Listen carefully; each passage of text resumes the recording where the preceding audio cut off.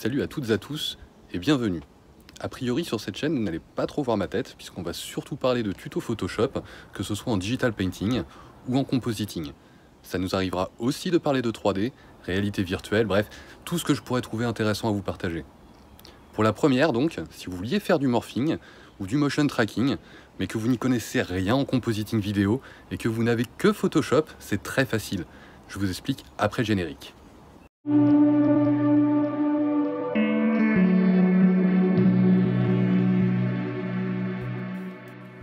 Pour faire du morphing ou de la déformation, ainsi que de la retouche dans Photoshop, vous connaissiez peut-être déjà l'outil Fluidité.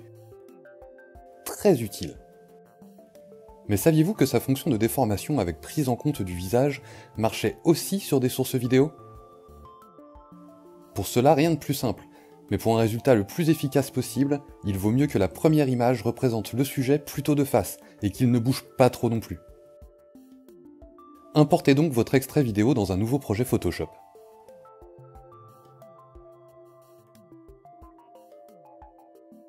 Convertissez cette dernière en objet dynamique, sinon ça ne marchera pas.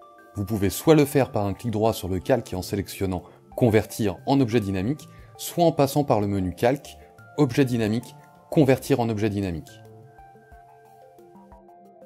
Vérifiez bien que votre timeline soit rembobinée sur la première image de la vidéo.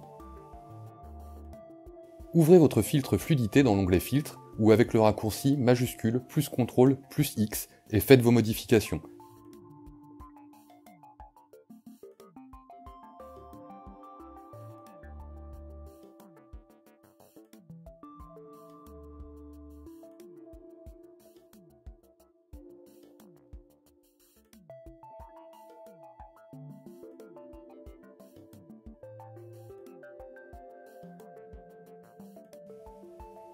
Amusez-vous à vous payer la tête de vos amis ou de votre famille.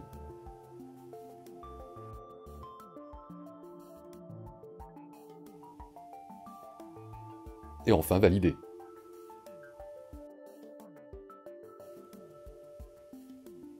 Voilà, plus qu'à mettre lecture et votre compositing est déjà prêt. Vous n'avez plus qu'à exporter votre outrage.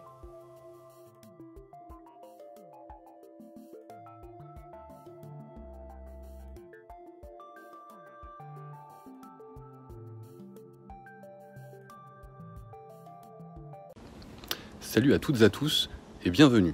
A priori sur cette chaîne vous n'allez pas trop voir ma tête puisqu'on va surtout parler de tutos Photoshop, que ce soit en digital painting ou en compositing. Ça nous arrivera aussi de parler de 3D, réalité virtuelle, bref, tout ce que je pourrais trouver intéressant à vous partager. Pour la première donc, si vous vouliez faire du morphing ou du motion tracking, mais que vous n'y connaissez rien en compositing vidéo et que vous n'avez que Photoshop, c'est très facile.